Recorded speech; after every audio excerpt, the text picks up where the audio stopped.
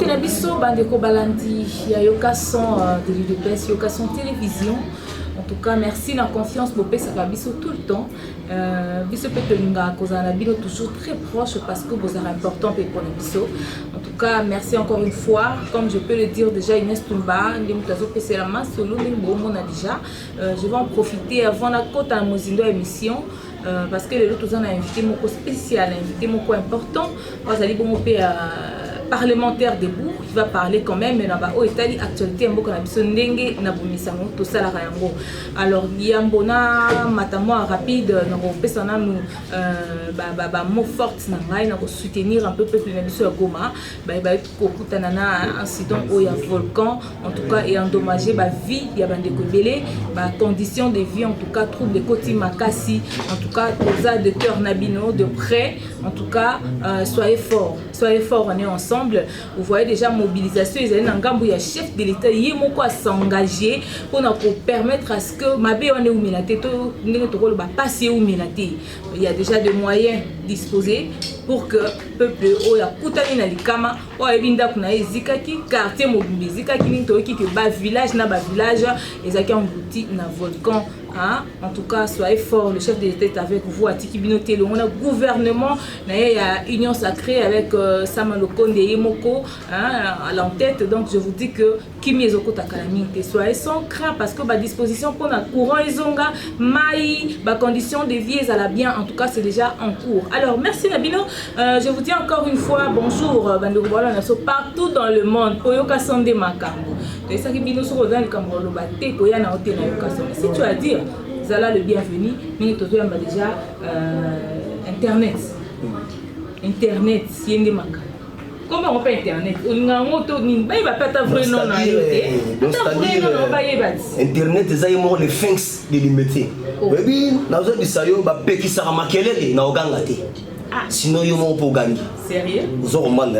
Donc comment Internet, vous comprendre, nous allons faire voir, c'est pas fin que son âme répond à peu. Le docteur tient tirer parce que na bandare et logo na bon moi na blé blanc. Donc dans ça parmi bateau azo na parlement de buna na blé blanc. Bateau babi mais incroyable mais moi na muke boye no loba. Donc ça dit ça déjà dans mon boye. Non, ils sont d'actualité politique, d'abord ndenge to loba boye ça d'abord état d'esprit. Et ça d'abord état d'esprit balak sango mututé. Vous avez mal. Tant qu'on a yaki ngai na kenseki e balak sango batu ndenge e baluba. Avant de singa présent de donner bino. D'abord normalement aux trop jeunes mais aux kalamara au bandoloba.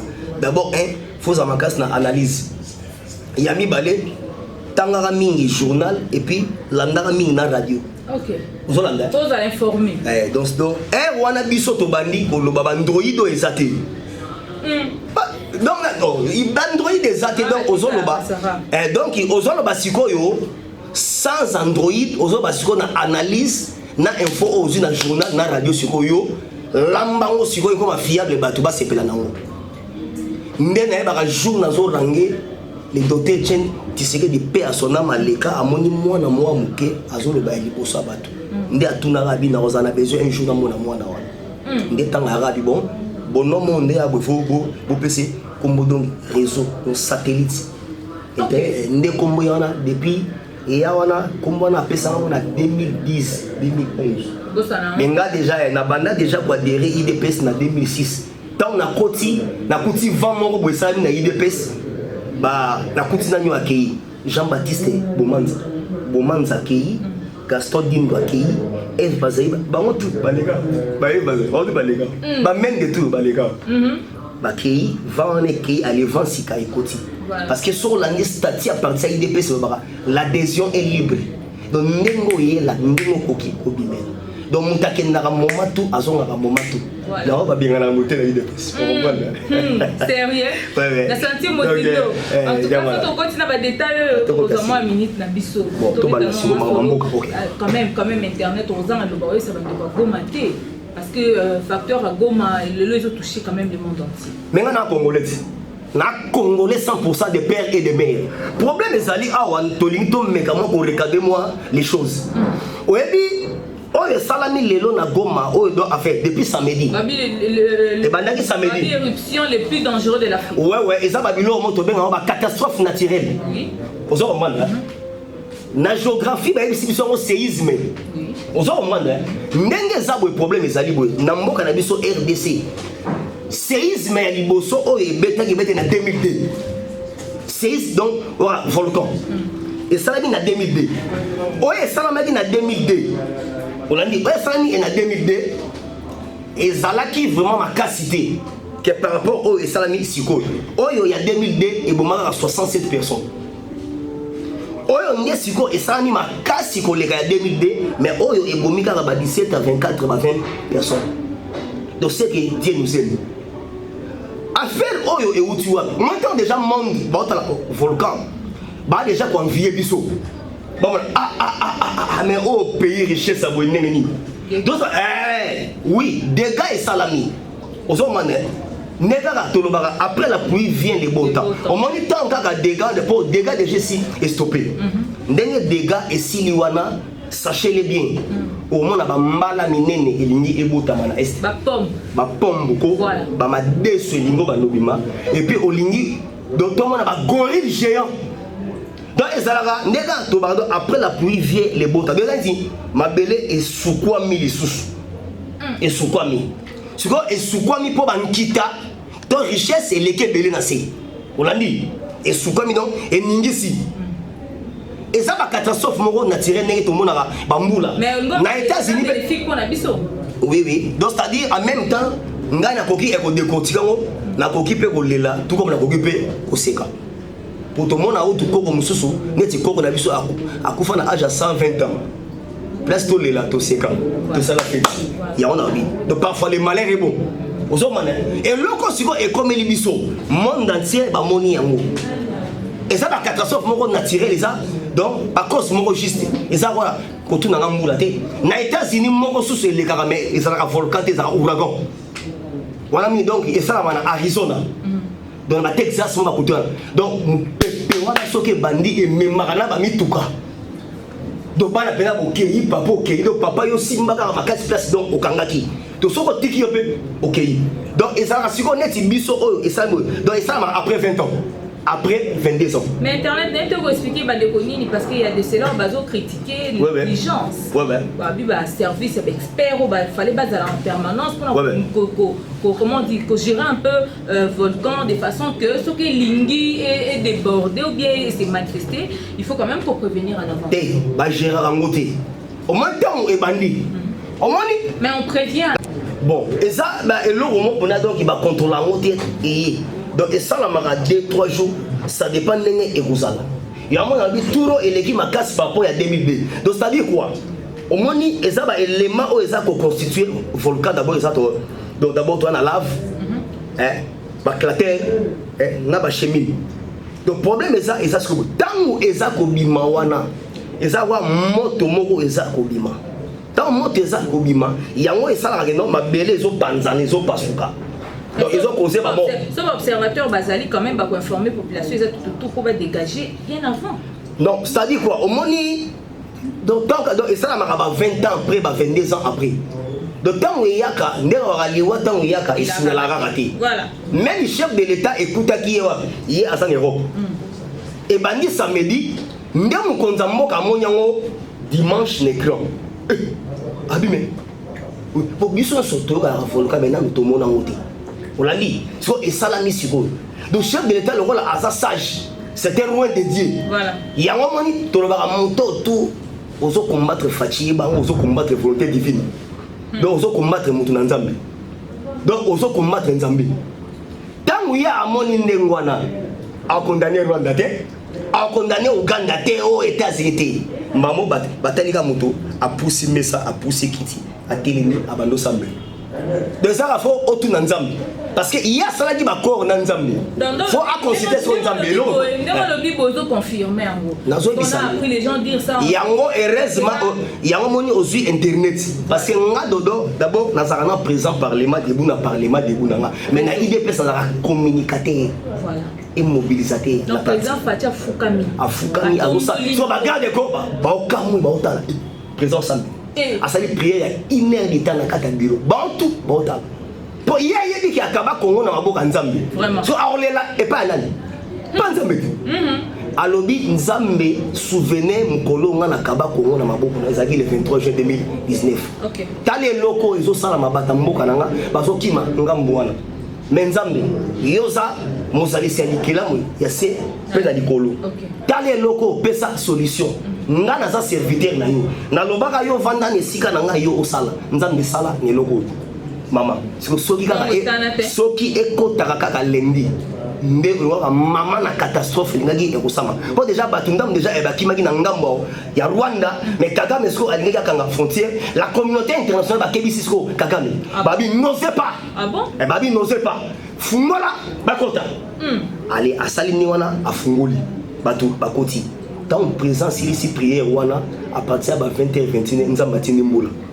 donc mbula siko mutu stoppa ba effet wana makasi donc tellement déjà eyaki et ça la dégâts makasi mbula et maîtriser ce ba effet wana mais si on moni moi bandamba be fait ils ont été réchaud aussi au débrancher nous mais moi ba motoka o ya suka voilà ya ba yote et continuer ils ont continué ce que bezaka be fait non mais yango esi nzamba tini mbula yango kimekoti et l'entretemps président fallait qu'il lobby non en Allemagne président bi non na suki awa tozonga tant bazongi ya omonaki 8 ministres déjà bazakuna donc ça dit bato tout o bazikuwana toza donc de cœur na bango donc tu vas permettre na bango et puis bango siko nzambe alakisi monde richesse o toza nango donc yango moni pays na biso toza ka combattre babilo kwa ninga baningele ba okamo donc bango balinga yango ni est wana mobimba ils a place au tourisme et côte sambongo belé Kagame siko sala toutes les façons guerre za wana de façon de tourisme comme na ngambo ya yi parce que par an Kagame a 10 millions de dollars américains na tourisme rien que na ba gorille rien que na ba gorille na ba espèce au bakima neti avant séisme et salam avant séisme et salama phare DC ba outi au monde gorille blanc gorille blanc gorille blanc ba espèce moko rare donc akima kaka Rwanda mais azongi siko parce que nyama ezalaka to kimisie à la longue ozonga place a utaki gorille blanc mais on le dit espèce musu ba kima qui c'est-à-dire ba kota Rwanda quoi bazonga ka déjà ndambo donc ba yebi ke kuna bololo koto sukali ba yebi ke kuna to bandaki ekolia bien donc ba kimisa biso e pona guerre donc yamoni Kagame azama yele moko ba bango donc analyse donc mayele moko ya mabe donc Kagame a intellectuel même mabe donc ceci mayele les il faut achaka comment la difficulté y pense avantage il y a une ligne des raisons Rwanda lelo ba autant parmi les pays riches d'Afrique OK pays moko malheureux pas pauvre et puis ndenge séisme ça la nyona au moins ngambu na biso ya RDC ba ngombe robimebele ekito donc ndenge to après la pluie vient les beaux temps d'ailleurs du Japon après c'est 140 000 sacs ya l'os pour na bateau bakimio vraiment et ya moni ba na biso pe ba se retrouver na ngamu ya Rwanda donc on a ba catastrophe moko naturelle donc ba kondana ka mutu tela obele monde nzambe de sa richesse et puis tant au sommet ba produit wana ezo zika ndenge wana parce que na ça ba beso to ba cuivre belé ba cuivre ba content ba cobalt oh et ça ba téléphone lelo donc ça dit ça nzambe do alexabi ta la richesse na pesa bino donc en quelque sorte ça moi fierté moka mais ma beka pour ebumaka ngo bato mais ça va déjà ba richesse moko boy donc nzambe pesa donc yango moni monde nyos batala biso ko na ndeni na ko na ndeni ce qui est sécurisé ça protégé na mon danger na moté kutu na roye bisayo boy oyo biso kutu eza moi bien parce que soko na l'action oyo eleka na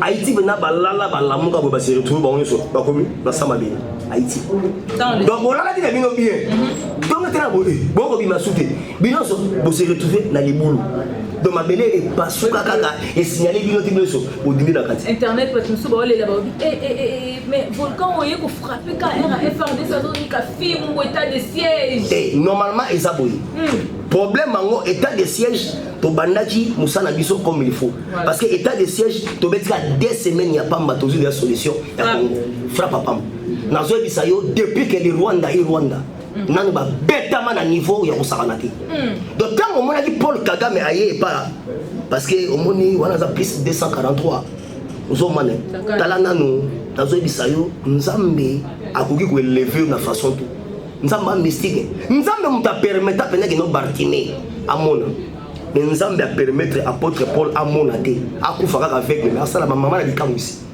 nzambe a permettre pendant Pierre bakata mutu nzambe a permettre no Étienne ba lapider donc nzambe ça donc nzambe a permettre que no ebembe ya Étienne qui serait déjà ça la 2 ans na poto nzambe mtaide que no yo ça la 2 ans mais rozonga na tapis rouge mbali bozoma na ebembe tambu na tapis rouge. Donc c'est que mon abotama mon kondi akufi mon kondi. Voilà. Nous avons permettre que non Etienne qui serait wa mulumba paix à son âme on a leader charismatique asuka wana mwana a continuer. Les toute autorité vient de dire. Voilà. Il y a on a bisao Kagame a bétami na niveau mondo ba Rwandais et ba kufi trop. Akufi trop parce que sont aussi ba tribu o ba tinda kuna eza bangala baluba na ba Congo. Donc on a un vrai patriote. Depuis que le Congo est Congo, on ne jamais na munoka muluba, mu Congo rena to kata Congo, to te. Donc terre mais on est zaka pas soit uniforme. Katanga ni yetu. On est cotisé pas. Nazo bisayo on a congolais de père. Ya biso boy. Na ça congolais de père et de mère. Donc véritable non, la biboya. Tu le bites ba soyi baza et ba congolais. Donc ça dit pourquoi tu écarter tribu wana. D'ailleurs, la constitution a dit non, yora boy. D'ailleurs, la constitution a biso to zaka na 4 langues. Première langue ezara Kikongo. Deuxième langue ezali Lingala. Troisième langue ezara Swahili. Quatrième langue ezara Chiluba. Donc soit de totangi na ndenge ya constitution boy na 4 boy.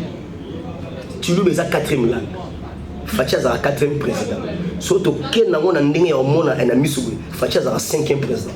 Parce que ba Swahili ba ligi défaut. Donc donner ba fraude. Donc to zora musée na oyo ipo. To sang sabora to ba les cas défaut pas soyez on l'a dit aussi. Alors il y a un aussi attaque non guerre wana tant les autres soit tant ils aussi la terre et ça va soyez fond parce que derrière Swahili Rwandais à son côté la kati derrière Swahili Ouganda côté Burundi à côté donc ils aussi la terre puis ba Swahili ming ba comment ba tambongo pour la guerre on est banande à tango for wana osomana donc aux yeux donc e ba côté ba costume mari à côté wana. Donc bango bandai erolinga guerre ezalaka na po bango va s'enrichir et puis ezaki guerre mo accomplissé na la communauté internationale ulandi ndengwa yango omoni eloko moko Guterres sauti ekoloba OK auto bête eloko moko boye lelo na profiter na le canal clarifier sur Guterres eloko alobi wana maman wana congolais de père et de mère où ils a patrie nanga l'une des raisons toujours réclamer recensement. Mais nazo Guterres lo da beti lo komoko boye tozana no ekidiba photos ça parce que en tant que Rosala ba bien en conférence vidéo na chef de l'état la vidéo parce que Guterres a lobby a personne n'est pas porté parole na a lobby en siko et l'équipe na RFI en siko lelo tozong ici parce que politique elle est dynamique politique est une guerre des nerfs et puis en politique il faut avoir des nerfs solides abiboy état de chaise n'a bien un peu faut voir les droits de l'homme. Oui, les droits de l'homme parce que tous on comprend des minutes de bozo taquer quand on est wana droits de l'homme bozo respecter té yo té mon troguer au lobana biso bongo. Guterres ti. Tango Rwanda zo beta biso plus de 22 ans. Droits de l'homme à monde de loba il le retient. Tango monde a dit que non, ce pays est agressé par des Rwandais. Droits de l'homme Isaac Wa. Vous voyez que Tony Blair, ancien premier ministre britannique, a lobby depuis que le monde est monde, depuis que la deuxième guerre mondiale est le cas. Pays où Batouba Koufi et le rôle la RDC, Isaac. On dit monde Baloba, Bavandani. Lelo Barack Obama, alors président des États-Unis, Avanda. Un démocrate mobimbo mona déjà au long de pouvoir. Babotoli moninga démocrate pouvoir. Olobani ani ao otiki Kabila awa yo siminzela okena. Mais Kabila tongela Obama ba immeuble na kata Nairobi. Te bien. Siko lelo totuna. Awa ba moni ke 22 ans après ba Rwandais ba kati biso ba machette. Ba violer ba femme ndenge ba lingi, ba sali prison et na kata prison. Donc prison donc na kata zamba. Droit de l'homme ils ala gité. ah ouais bah mon histoire état de siège et bandi ko repousser par Rwandais nde Guterres le babiso non droit de l'homme mais jamais yango moni babiloko na yebisaka yo soko bengisina na émission na yo guerre à est c'est-à-dire quoi donc ils allaient complot la communauté internationale il y a un moment le monde a yebisaka bango na discours na ye le Congo c'est les victimes du complot international donc on remarque non monde balinga abisoté donc c'est-à-dire bango va préférer qui guerre wana ezalaka wana pour bango va s'enrichir le quoi la sikoyo ndenge balobaka les contre-attaques est plus fort que l'attaque to sali bango attaque va sentir que ba Rwandais va kufi belé on a beau respecter droit de l'homme tout koso na lobby human rights watch et ça va ONG aussi membre ya droit de l'homme je répète bien human rights watch bino Kabila bengana bino human rights watch Ida Sahel Kabila chassa bino men na bengana bango batu bandima ke human rights watch bazonga c'est Fachi Beton Fachi Aigle comme on est Félix so l'union mona kombango au fungoli Bible ezala acte 24 verset 3 comme la Félix ezala ta Bible au mona Félix ezala ta Bible Félix ndandima human rights watch bazonga lelo siko Guterres amoni ke notre frappé penza ba Rwandais et tel muketo otati Kigali avant volker on doit de passer ba sentir que ba Rwandais ba kufi ba betani parce que on a zagi mbaso 10 000 francs parce que mbaso c'est le mbao ezalaka 200 francs Fachi vena sombeli ba mbaso 10 000 francs bazi frappe moko banda mukele banda nanu ba betama ndenge wana te ya mota moni présent Kagame ake komona Fachi Beton palpite ozomona donc Isaki donc on est là mais dans le cadre de la diplomatie il fallait qu'il y ait un bé bas solo là Fachi accompagne les ministres à la dollar mais Ayambi non Ayambi tant que président de l'Union africaine il faut à la humble douce à Gogi et relaxa un inayité il y a mon Ayambi sage aux hommes aux hommes en tout cas on n'a pas d'autres que les gens ont rechuté c'est aussi ça avant tout Simba et Loko Yumbi ils ont déjà dossier format lobby.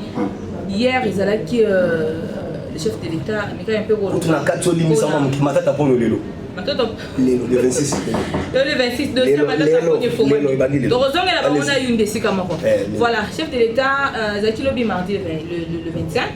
Alors, à l'occasion, il y a une journée mondiale, il y a l'Union africaine, avec l'organisation des Unions africaines, et comme l'Union africaine à Pamba. Alors, pour célébrer en Afrique et puis dans le monde, le chef de l'État a promettre 2063 Internet. 2063 qui Afrique est comme une puissance mondiale. Oui, c'est ça, il a raison. Il a raison. Pourquoi il a raison?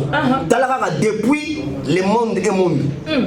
Ancien président Noroboye, Riss, Michael Gorbachev. Parce qu'on ne peut pas compter les présidents sans se rencontrer du passé. Voilà. Mikhail Gorbachev. Il y a une mission pour Apanza, IRSS. À Panziango. Bandawana, États-Unis, IRSS, va contre un conflit mogo, il y a un saranate. Moutoyer, qu'on songe ça, Russie, États-Unis, va sur la lélo, Fachi Beton. Il y a un Poutine, contre Nathalie Lobby Poutine, Abel Sessou. Abi mena comprendre le thème master yo suis quand la France fallo comme ati koto de invitation irlandaise. Entre-temps, Xi Jinping is la Chine. Abel Sai. Dans la minute, il y a vraiment Abimi, meilleur président du monde, Abimi, meilleur diplomate dans le monde ici. Parce que c'est un organisme américain, oh, babé, for best. Donc, c'est-à-dire for, c'est-à-dire pour, best, c'est-à-dire le meilleur. Azwagi, Tofango, avant, Mama, Volcan. Dans la minute, Azan meilleur président, Azan meilleur diplomate. Donc, la diplomatie, Azaï Moro. Souvent, on a tout dans le bateau, non, tu sais que du Wamulumba Atangi Sate. Bon, nous, moi, on a Abima, meilleur président dans le monde, meilleur diplomate. Voilà un commentaire. Donc, commentaire. 2063. Donc, parce que bit ça à faire développer d'abord RDC et puis na Afrique. Il y a un mot awa, toi na 10e mérite. Sauf que si na 16e mérite, au moins déjà usine à fabriquer par téléphone et bali déjà. Donc à la tête Android d'autres sont moins $10. Android. Donc déjà Wi-Fi, alors ça là, de toute façon Wi-Fi déjà est comment partout dans l'université et puis na internet déjà. Dans magasin qu'on a tout. C'est-à-dire, tout le monde a un social les foufou. Non, ça viendra. Dernièrement, dans l'ambassadeur, il y a Biswawa. Non, ambassadeur, il y a Namibie. Bateau, on a entretien, mais c'est un pêche et agriculture. À propos, je vais vous dire, pour me dire, banda tokangi égal tokangi ba parce que égal déjà baza ba mafia siko non donc to saisir bango nan tokangi na égal siko to koti maman à contact avec le gouvernement namibien pour la vampire d'hier Olandi Laurent. Donc ça dit Congo sont dignes au talent bien. Ah. Non ça dit il y a un moyen na bateau de pêche au pays Izoya. Parce que Namibie a participé au yaye d'autobanara pêche dans lac Albert. Voilà. Maman, toi as une richesse incroyable. Il y a un monde entier. Il y a un monde si quoi il y a un monde il fallait tous en des bons dirigeants. Mais en tout cas, Dieu merci na gouvernement ya Sama Lokoni. Bango tout Union sacrée. Presque bango tout baté est. En tout cas, Tozo qui t'a déjà. Ah, Tobé t'a massé. Quand tu n'as pas sani, place où on a pour il y a volcan. Quand à lobby, Mercure rouge et bimi, Mercure rouge. Oui, oui, et bimi avant. Est-ce que tant Mercure et autres bima? 2 semaines avant. Il y a un des scores bandé muso et basali erré. Donc, basoda scores bakendagi ndé à côté de ma place Mercure et autres bima parce que balabala mobimba il est ambulanga. Oui. Ezagi rouge. Donc on est à soro ziata et moulagi mo boté ka ngindi. Ça rare Mercure rouge. Nous avons les images. Mercure, il y a un moment où soldat n'est-ce que battre place à pas encadrer en haut. OK. Les hommes là ba richesse ces hommes m'appellent là. Et il y a la vidéo après la pluie vient les bois. Il y a aussi Fatia Zoba. Mais comment expliquer pays mobimba ba minerai en peuple fa que nous souffrir ndengeni. Il y a un moment sur la lit maman Mikolora minerai Katumbi Mikola Kiti parce que mon a réveillé pendant Albert You et nanani Katumbi bien Albert You. OK. Parce que y a un moment dans rapport à mapping président Félix Abinga italingati na lobang na bango ba roya awa to rolia to remettre ensemble mais si kombo no kune bimi italingati y a un moment tribunal pénal international déjà awa izoban donc ba Kagame tout ba Kangama ba Kabila tout awa et puis Kagame avant Volkai Salama atindeli Kabila message atindeli na Robert Abina mais comme mon abino sous na Rwanda te bokata makolo donc moi c'est moi donc ça dit quoi pour réfléchir quoi et puis toi c'est la sécurité ma casse na mboso présent ya ensemble ba renforcer biso pe sécurité pas présent à ina biso parce que bangone ba développer na secret est donc eza quoi nyoka zaki mulai bobo make bien te donc bokata ikaka na mokila Fachi a dit là tout le monde a tombé à moto. Donc maman Fachi a tout droit au bi. Il y a un moment a pesa qui au Kenya Tabi réponse n'a pas impitoyable pour nous voilà. En tout cas RDC Kalamingité mansolé au fanda. Vous avez pas ça qu'on lit à au damé penza ah n'ayez pas ça moi le bas les ordres. Alors tout si c'est déjà affaire Yumbi. Dossier Fouama qui déjà lobby. OK. Hier Binot Bolila oh Yumbi. Oh Gentilingo Bila. Dis-nous comment la justice va gérer. Oh justice est incapable hein. Internet. Et ça quoi net hein. Ce qui m'a pas tampon na kangamité na makametali ou kangalon. Donc peuple ouais donc peuple en vente à kimia de nemo na affaire à Yumbi. Bakanisi bambala. Donc ça dit quoi? Et maintenant lelo. Donc ça dit quoi? Au moni Yumbi. Aïe na motema pembe avec 24 joueurs à koki ko encadrer motema pembe. Le DCMP. Mbamo tellement c'était Kabili sédissant. Ma PC Yumbi. Na Yumbi kuna asali na zo bisayo désastre. Mais human right watch en na ba sous soutien. Na otanga kombango trop ils en anglais. Human right watch. Ba na ba archive ya guerre à Yumbi. Plus de 600 morts. Et ça là exode et ça les civils batu bakata na mituna maboko bakata batu ba machette donc bibembe incroyable na Yumbi na régime passé donc et puis Ngobila gouverneur à l'époque na Yumbi voilà si les loyo ba bengisa Ngobila te batu na ni a ni o parce que Kabila justice maramte zaki na maboko na OK Ngobila ndenge aza déjà wana na affaire à Yumbi ba juge été ba mais pourquoi batu ba kufa ndenge wana rien. Mais pourquoi Bakati Brazzaville rien. Mais pourquoi tant de morts rien. Ok, Makambe qui n'a même pas chiffre tikala. Ok. Ba autochtone ya mabelana baba qui to funde ka. Dossier landé. Aye amba mo gouverneur ya Kinshasa. Donc bango ba ya na cadre ya coalition cash FCC. Abimani wana parce que boy maître boy. Bango ba bimé cadre non, ba envahir biso ya moni fachi na benga kaye. Eza kwa mboloko na kati ya libula bankosi. Olesko mboloko baboki kuna ole bankosi balia yo sko mboloko ubangoli bankosi fachi de to umela kana mutabu maîtrise mutabu dossier il y a Yumbi et bandit qu'on faut à la Rosaré donc ça il y a un crime contre l'humanité abonnement penda batu bakufa donc un problème c'est rien à Zarawan il y a un moment aïe maman awa dossier qui bopeto fiasco abeti 2 ans échec à Kim bopeto à moins de 3 ans et tigali à Nini donc à se racheter mais ici va sauter il y a un moment un problème dans ces talazan on remarqué un Nicolo ville à Kinshasa va foule partout. Pourquoi bah on dit que la biso va foule là quel sabotage donc ça dit bah le cas échec na biso monde là comme ça bah on va avoir argument tout les même go voilà et ça on pas on vend mais yo attends tamponio tout là qui éviter ça qui est avocat là il tombe ba déclarer que justice est tous incompétent voilà bah donc procéder ba dossier pour Kamaloto mais dossier n'a le fou qui ne dit mot consent on répond un imbécile par le silence où sont on mal Nazo Bisayo, à ça qu'on s'agitait pourquoi?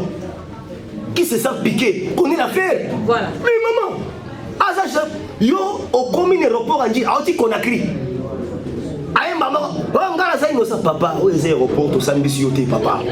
C'est là qu'on a, devant justice, on l'a bas, innocentité, non, qu'on a. Ah, bah, maman.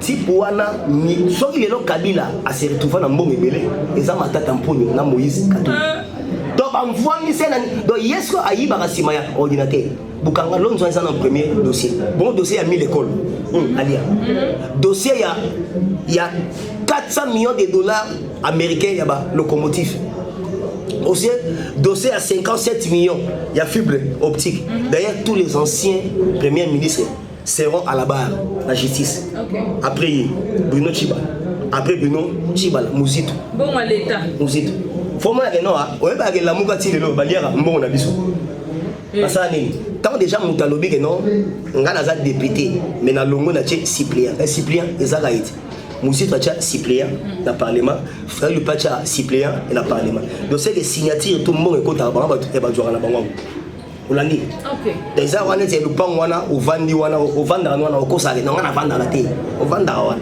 talaka faut pas que non e baliera là na biso Patrick Mouyaye oh tu es le ministre de l'information presse oui la communication bokilo bena ya Mouzito fallait que Mouzito a le baro ça la télé longo no bon mané qui bokilo il va penser non vraiment merci beaucoup place au bad balogaye azolia déjà le bad internet les lots tambo na carte na yo carte de membre de parlementaire de vous présent parlement de ça déjà présent parlement de vous est-ce que le parlementaire va présent le parlement de vous n'est pas dans la carte non c'est-à-dire au moni babiloko organisation de au moninga. Sur le plan statutaire, il y a parti dans un communicateur de l'IDPS et mobilisateur. Donc, on a parlement de le président. Donc, on a et puis, on a écrivain. On a commandé 2 livres, mais 2 livres, moi, je suis ma coquille des arrêtés. Donc, s'il fallait. Si il y a un moment, on a rendu ça, tout donc lentement et sérieusement. Donc, pas de tortue à tous les méthodes. Vous saluez l'arrivée à la génération Sika. Oh, le tout le monde a. Et ça, bienvenue, personne n'a bienvenu, mais le problème, c'est qu'il ne faut pas les caminer dans le recyclage. Bonga, oui, on a les cas des fois, un recyclage. Dans sa préférée, dans l'IDPS, dans sa pays diplômé, dans l'IDPS. Parce qu'à l'IDPS, nous avons école des partis. Parce que tant que mon enga, à l'ibasage, il a pour ça faut pas former, doit recadrer. Il y a un moment, parole là, est fiable. Donc, c'est comme on recycler, non, c'est-à-dire les alliés, école du parti, les alliés, il faut pas avoir quelques têtes, mais ça n'a pas été volontaire. Il y a un moment parce que dans l'IDPS, il y a un problème, il y a fossé. Donc, c'est-à-dire quoi? Les anciens et les nouveaux. So, les nouveaux, ils ont manqué d'anciens parce que déjà, ils se retrouvent dans les Cambodgiens. Nous avons une date. Bomba. Merci. On a les autres trucs à dire. Merci à Stéphane Goïna Simabilili. Avec NMLS Pro. Ah, voilà. Voilà, Suzy Mouinada, Lingabeng et Bomoming. En tout cas, ça nous fait du bien. Merci beaucoup à la grande famille de Yokasson. Télévision, sur YouTube, Tozali, Radio Tozali. En tout cas, Bolembate, beaucoup de Rabisopo, Moussala et Bakisama Ratsumi. Merci, Kouchapo, à Yemoko, le number 1 de Yokasson, l'initiateur. Moi, c'est qui au Sahel Nango, aux yeux à moi. Alors, pour aujourd'hui, on s'est dit déjà au revoir, mais ma numéro c'est Kezali Koya, Botikalana Yokasson, les Mac. Une histoire à écrire avec des lingots d'or dans les annales des femmes vertueuses. La création du trophée M. Kassalou par la Lisadelle. Trophée M. Kassalou, se reconnaître le mérite de la veuve de l'opposant Étienne Tshisekedi Wamulomba. Femme d'honneur, femme forte, femme vertueuse, artisan des héros. que l'on veut de vive voix. La grande première édition consiste à la remise officielle du trophée aux mains propres de Marthe Kassalou Tshisekedi fin avril 2021 à l'hôtel Béatrice à Gombe.